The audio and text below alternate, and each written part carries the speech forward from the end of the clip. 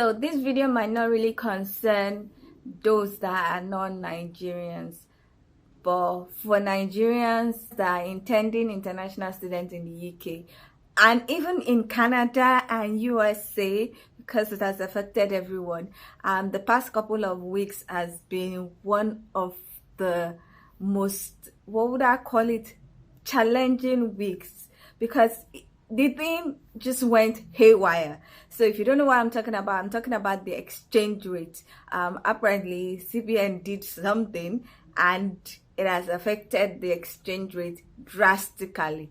So in this video, I'm going to be sharing my thoughts on the issue. I'm going to be sharing some tips on what to do. I'm also going to talk about what I think some universities can do to help with the whole situation, and speculations that have been made concerning the issue. So if you want to know all about the whole exchange rate fluctuation and everything that's been going on, please keep on watching. Everybody know I'm a visual. Yeah, I kill it cold like a criminal. I'm everybody's type, but nobody can deny. Cause you know I get it, I'm getting freaky, yeah, I'ma bring the crazy. Get that freaky, get that freaky, I'm getting freaky, get it right. Hi guys, welcome back to my channel. My name is Omomi, aka Petite Diva, and I am a University of Nottingham alumni and also a Developing Solutions Scholarship Award winner. In this educational series, I talk about the UK admission process, I talk about the UK visa application process, I talk about tips and tricks on how to enjoy your stay in the UK as an international student, and I also talk about tips and tricks on how to earn more money as an international student.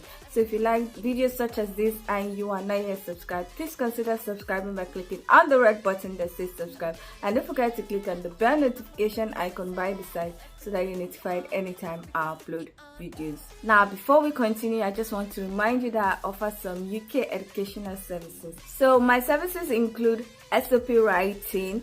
I also write academic CV to increase your chances of getting an offer, and I also offer the UK admission package. Now the UK admission package comprises of me curating courses that best fit you, helping you to write the SOP, also helping you to write an academic CV that will boost your chances of getting an offer, and also helping you with the application process to make sure that your application process is as smooth as possible. Now I have two types of the admission package, and it's dependent on your educational background and also your professional experience. Now if you want to use any of my services, please send me a mail to the email address on your screen.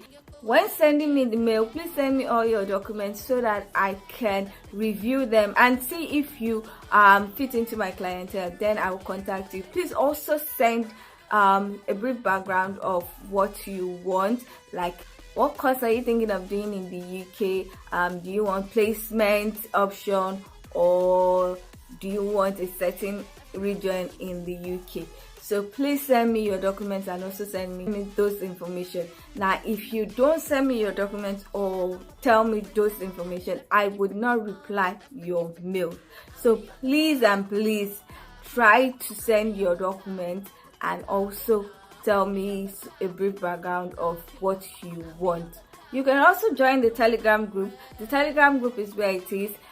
There we share real-time information about everything that is going on concerning the UK admission, UK visa application process, and the whole educational system, and even what's going on in countries, especially the UK, as it concerns international students. So there you can also get advice from other students who have probably passed a particular stage or are in the same situation as you are, and or are in the UK already studying. So please check the description box for the link to the Telegram group.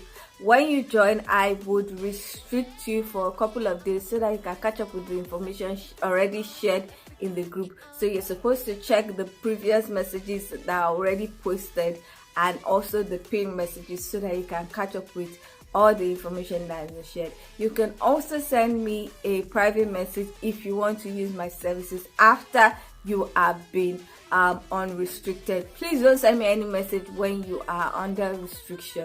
So with all that said, let's get into this video. If you're in Nigeria and you're trying to seek global education in any country, not only the UK, you know what has happened in the last few weeks. The government has decided that they want a unilateral exchange rate or exchange platform. I don't know a lot about these things because I'm not a finance person, so I'm not going to really explain it.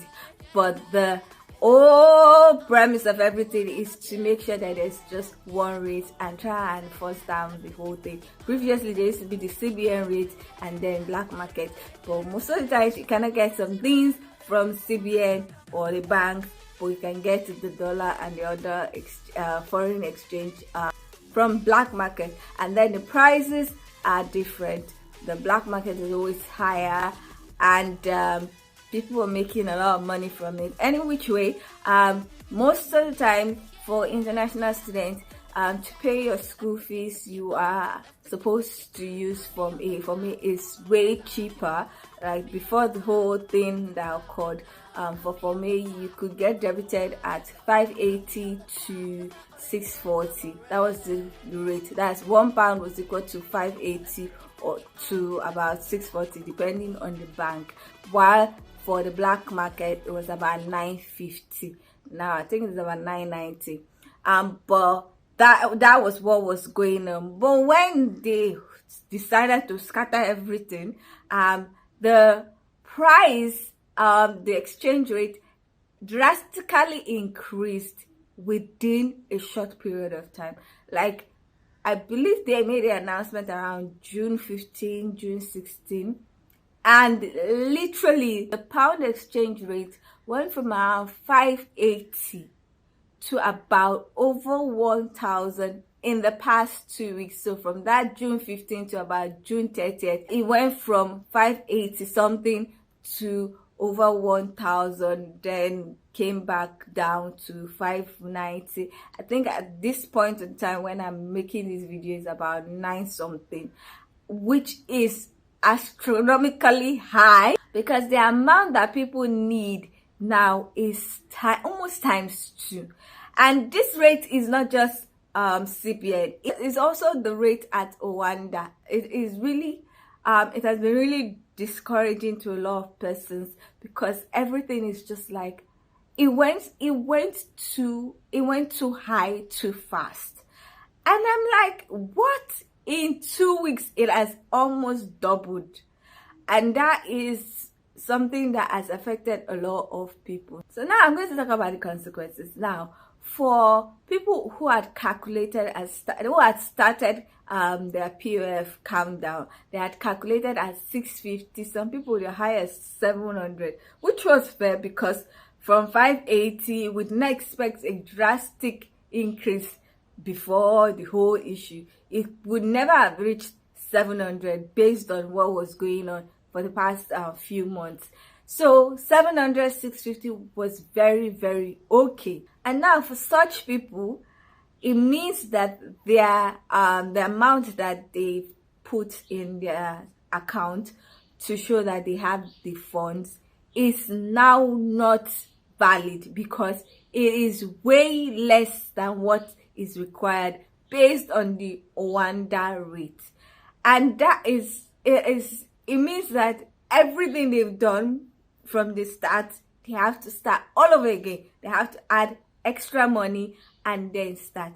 And then because the thing was increasing in a way that was not understandable, it literally went from 580-ish to about 845-ish in like a week.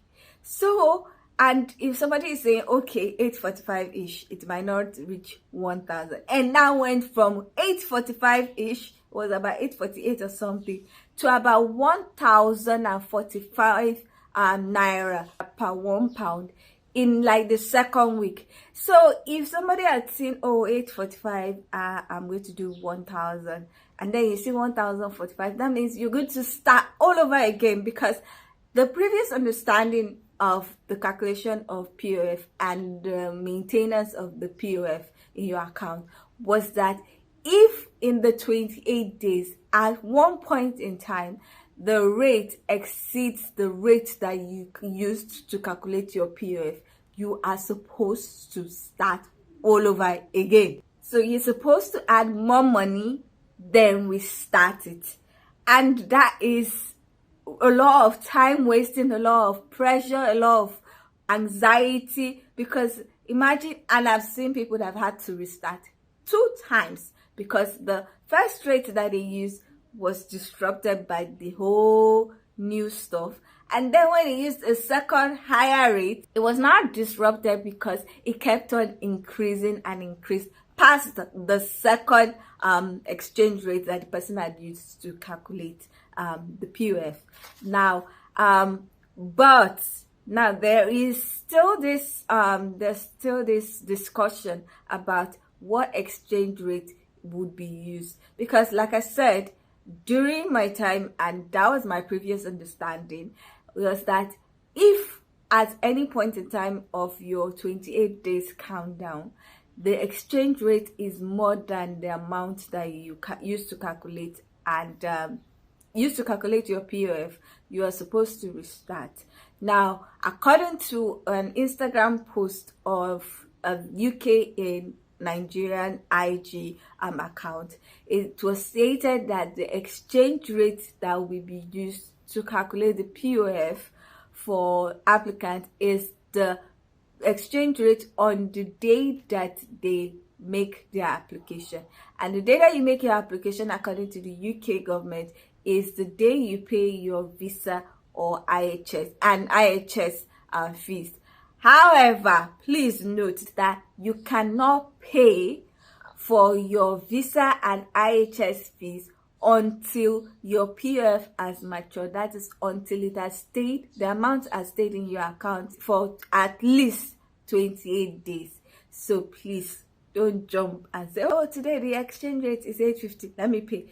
Today the exchange rate is 950, let me pay. If your POF has not matured for 28 days and you pay earlier, you can get a rejection. Also, please note that the day of payment, that is the day of application, not the day of the biometric, because I get a lot of people are anxious. They paid a particular day, they've applied, and then 2 days after, even before their biometric, the exchange rate increased drastically and they were afraid. Now, it is the day of your application, that is the day, the rate according to what is stated, that is the rate that will be used to calculate your PF. So if the day that you paid for your application, the rate was 1,000 naira per pound, and then the day that you go for your biometric, it is 850 naira per pound. What is going to be used to calculate your POF to know if you have enough money? It's the 1,000 naira per pound amount, not the 850. So please don't confuse yourself. Another consequence of all this is the fact that the amount that you need to pay your tuition and deposit fees using for me has increased. Like I said, the rate used to be between 580 to 640, 650 for some banks, and now you're seeing some banks saying that, oh, today's rate is 990. Do you want to pay for your tuition fee deposit?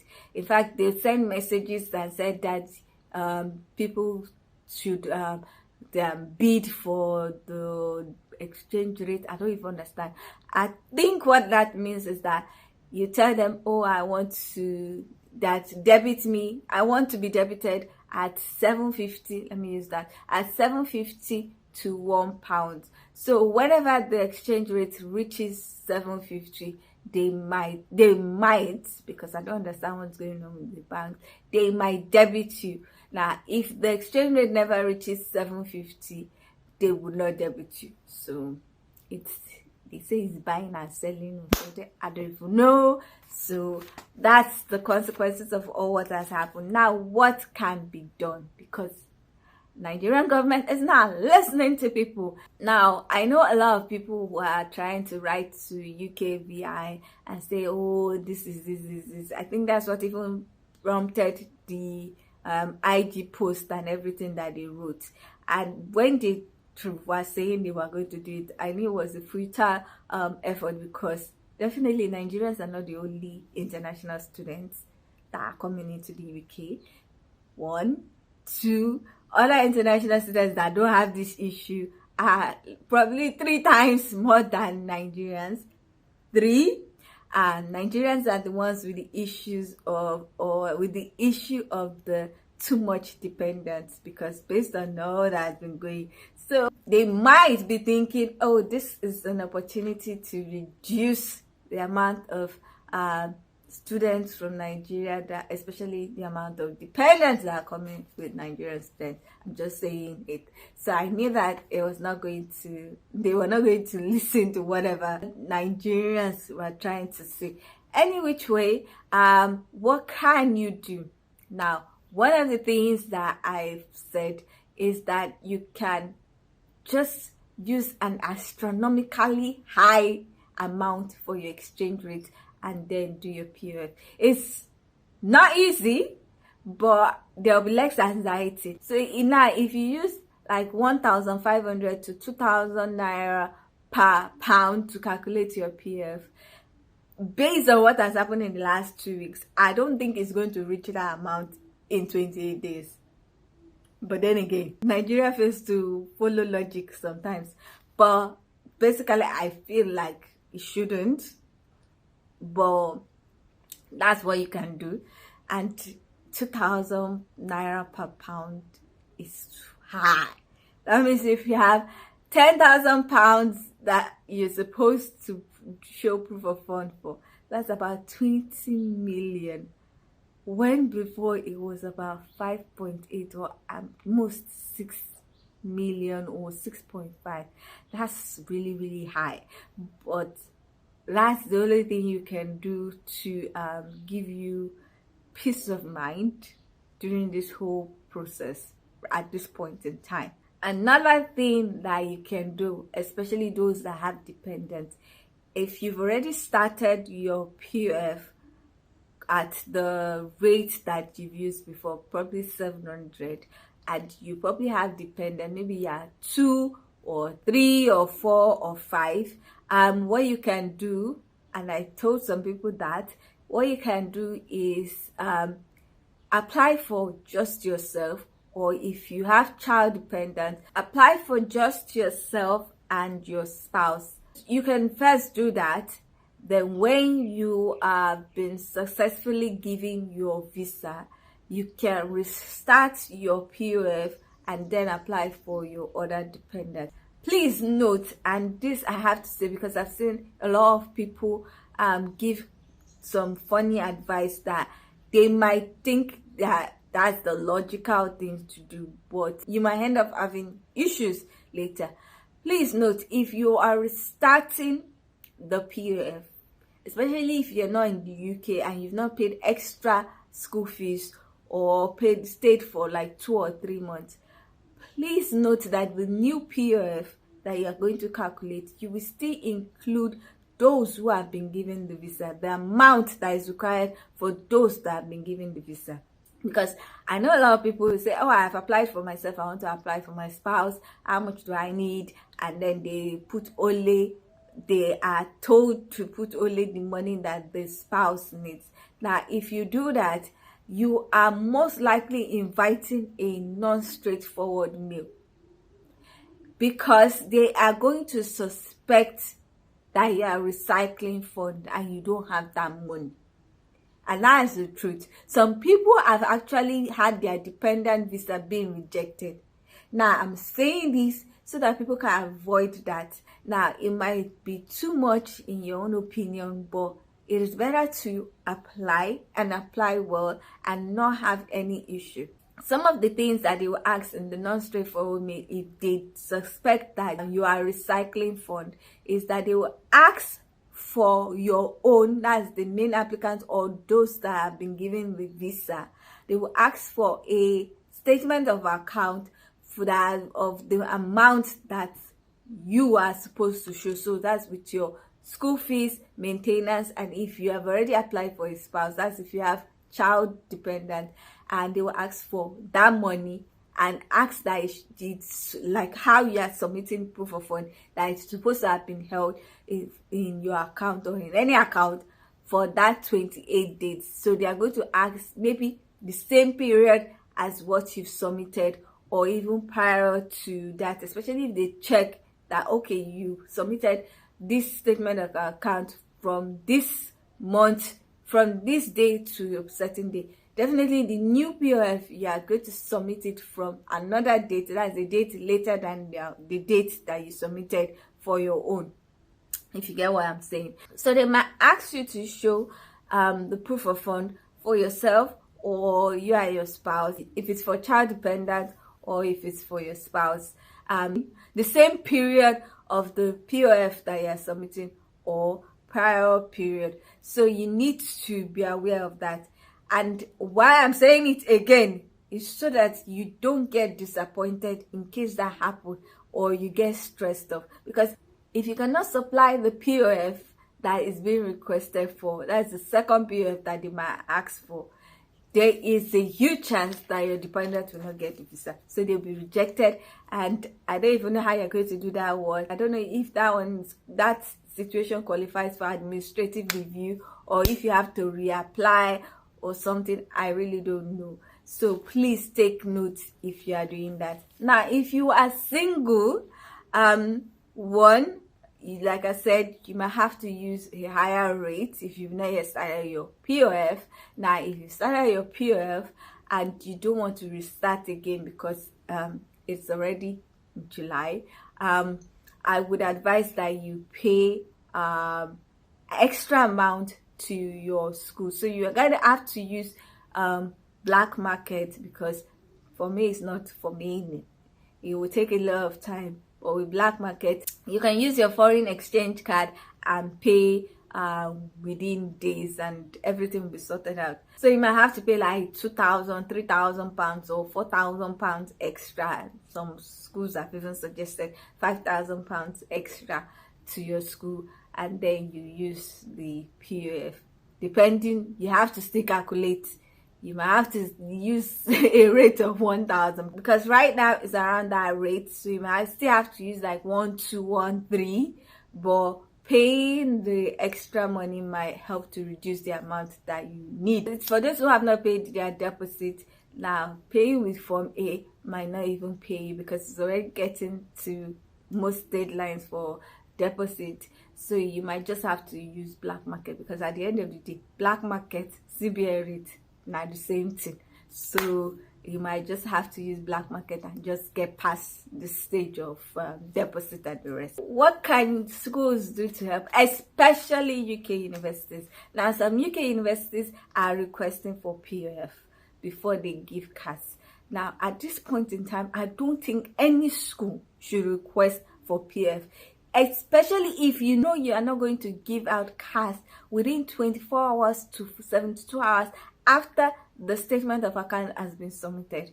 Now, it is unfair for you to get the statement of account and then after like 10 days say, oh, the exchange rate has increased, and you can either pay a certain amount or you have to restart, then submit the statement of account for CAS. Now, I know a lot of people submitted statement of account at one point in time when the exchange rate was still a bit down. By the time it was time for them to assess the students for CAS, the exchange rate had almost doubled. And then they now started to say, hey, you have to pay 5,000 pounds, or you have to make sure that you have so amount in your account and restart for 28 days, then submit after the 28 days for us to give you CAS. I'm like, you delayed this thing. If you had given the CAS within 24 hours or 48 hours, the person would have been able to pay at that time and then not have issues. So right now, for me, my own opinion, for universities in the UK that are still requesting for PF, it is not at this time that you request for PF. Cancel it, halt it, suspend that policy for now. Try and be helpful, because if students don't come, if Nigerian students don't come, you're gonna lose money, because the whole issue has made some people to ask for refund from their schools. Now, I don't blame them. Some people have requested for refunds. Some people have decided to defer. Some people have decided to even change their school, that's the school they wanted to go to, because of the whole issue. So right now, I know there's nothing they can do about the exchange rate, but if they can help with the POF stuff and CAS, just issue the CAS once you've received deposit payment. Even those that don't request for POF before CAS, please issue the CAS early. Issue the CAS early. Some schools are still saying July ending. July ending. Wow. If you've received payment, please try and issue the CAS early so that people will know where they are going to. It's unfair. I know that it's not your fault, but at least try and assist. This is the point where you try to assist to make everything as smooth as possible. You cannot be saying people should wait 2 weeks, 3 weeks for CAS. Please, UK universities, if you are watching this, I beg, help us. Okay. Now, speculation made by some financial people. Me, I don't know anything about finance and economics, but according to what I've been reading all over, they are like, this whole situation is going to be up and down for a while. Now, the people that might benefit from the whole issue, because they say it has a positive impact, but it's not just now. According to what they've said, the people that might benefit from the whole issue are the January intake, because towards August, September, I think they say it starts to reduce. I don't know how far it's going to reduce. I don't know if it's going to reduce to like 350 naira per pound. I don't know, but they feel like this 1,000 and everything might reduce, and that's because they feel like if Nigeria is exporting things and getting foreign exchange, it will help to reduce some of the issues. Now, Nigeria only exports oil majorly, and part of what the former CBN governor said is that the people that are collecting the money are not remitting it to the foreign exchange reserve or whatever. I don't know anything about that. Another thing that they said the CBN has done that might probably help with the whole exchange rate is allowing people to have access to their money in their domiciliary accounts. So previously, I think there was a limit to how much you could access per day, but now it has been increased to $10,000 equivalent in pounds. So that they said it's going to help. Another policy that they've already done is that if you have money in your domiciliary account and you want to get naira, you don't have to withdraw then go to the black market or something. You can just do something on the app, and the rate that the bank has for that day, they will exchange it. So if the rate at the bank is about 750 naira to a dollar, and you want to exchange $100, you don't have to withdraw it then go to the BDC people, that's black market, and then get naira. Now you can just transfer to your naira account and they will give you the equivalent in naira, which is going to reduce the black market rate.